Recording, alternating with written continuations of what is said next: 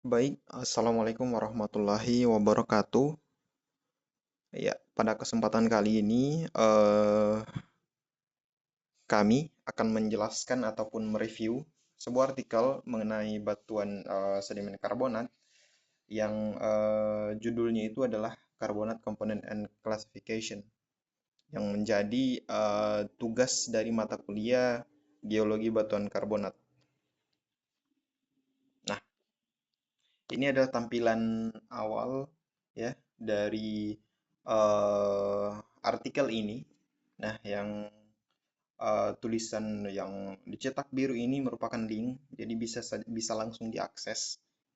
Ya, oke. Nah, artikel ini diterbitkan pada 5 Januari tahun 2026 oleh GeoLibreText ya, oleh Michelle Rigel dan juga Paige Quinton sebagai bagian dari buku ajar Sedimentary Geology.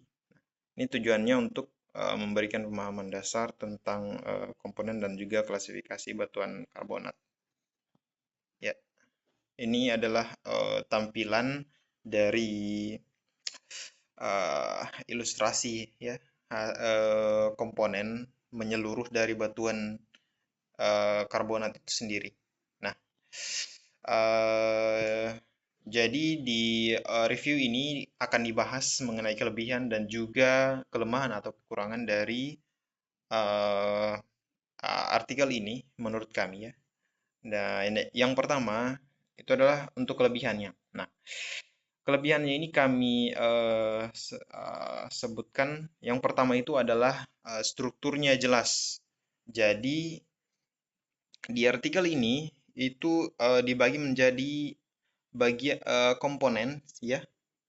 Bisa dilihat 6.3.1 itu komponen.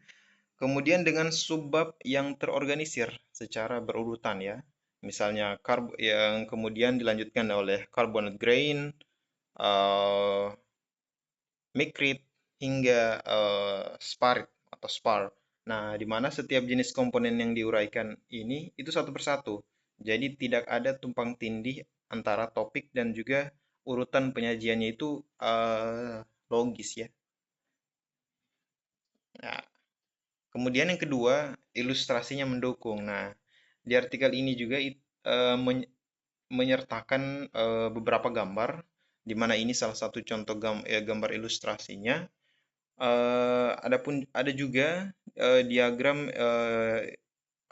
ya tampilan irisan tipis ataupun tampilan mikrografi dari berbagai jenis butiran karbonat ya, seperti skeletal particle, ya, oid, peloid, oncoid, interclass, dan lain-lain itu semuanya ditampilkan secara jelas. Ya. Kemudian yang ketiga itu penjelasannya konkret, di mana setiap komponen ya dijabarkan dengan definisi dan juga contoh yang spesifik ya. Misalnya di code grain eh itu ada dibedakan menjadi oid ya, yang pembentukannya itu akibat aktivitas gelombang. Kemudian yang kedua ada juga oncoid yang disebabkan oleh pengaruh alga dan juga arus ya, arus laut, dan juga peloid dan pelet dan seterusnya.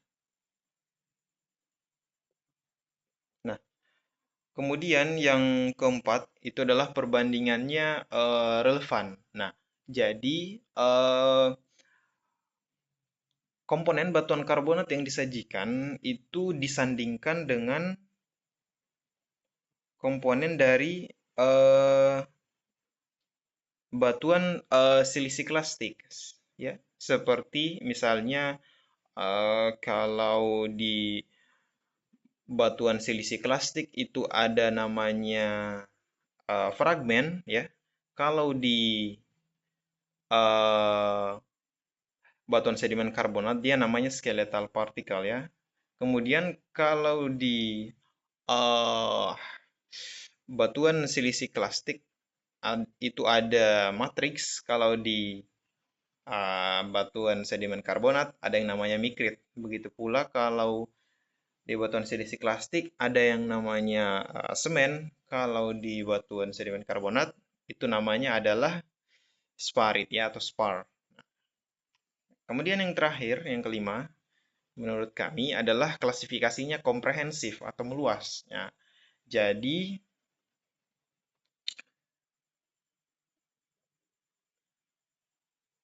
klasifikasi yang disajikan ini berupa cara pengklasifikasian yang ya, klasifikasi Folk atau skema dari klasifikasi Folk itu sendiri untuk penamaan dari tipe batuan sedimen karbonat tertentu yang ditemukan ya. Oke. Kemudian kekurangan ya, kekurangan dari uh, artikel ini. Yang pertama itu adalah keterbatasan pada aspek diagenesis, di mana di eh, artikel ini itu dia tidak bahas proses diagenesis sama sekali. Ya, hanya menjelaskan pembentukan komponen pada saat pengendapan ataupun sebagai semen yang tumbuh di eh, antar butir batuan atau di pori-pori batuan ya. Yang pertama itu dia tidak ada rekristalisasi, ya, tidak ada penjelasan mengenai dolomitisasi atau dolomitifikasi, ataupun proses lain yang mempengaruhi batuan selama pengendapan ya. Kemudian yang kedua, kurangnya contoh lokal ataupun kasus studi yang detail. Nah, contohnya itu yang ini ada SW Montana ya, yang berasal dari Amerika Serikat, Pennsylvania, New York. Ini dia tidak menyertakan variasi dari wilayah lain, ya, seperti di Indonesia. Jadi semuanya itu hanya di fokus di satu wilayah saja.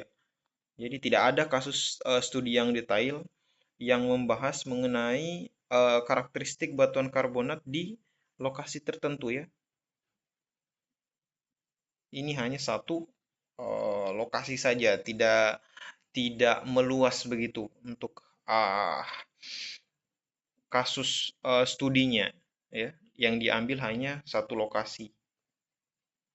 Nah, kemudian yang ketiga, tidak menyertakan metode analisis, yang dimana artikel ini ya menyebutkan memang disebutkan penggunaan irisan tipis dari sampel yang dijumpai, yang tentunya dia sebutkan PPL ya, atau plain polarized light, yang dimana tapi tidak menjelaskan secara spesifik bagaimana cara pengamatan ya, alat yang digunakan ataupun langkah-langkah analisis untuk mengidentifikasi komponen dan juga mengklasifikasi dari batuan yang dijumpai.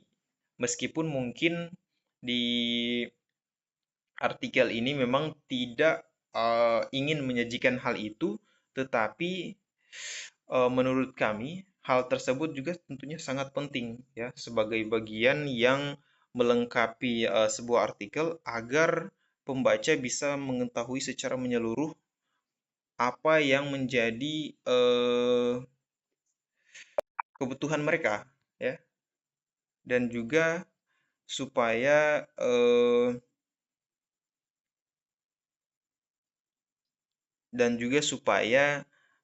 apa yang mereka dapat ya itu lengkap ya, komprehensif ya.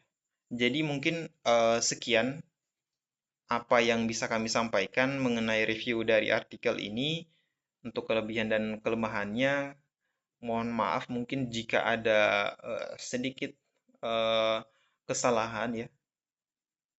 Akhir kata, Assalamualaikum warahmatullahi wabarakatuh.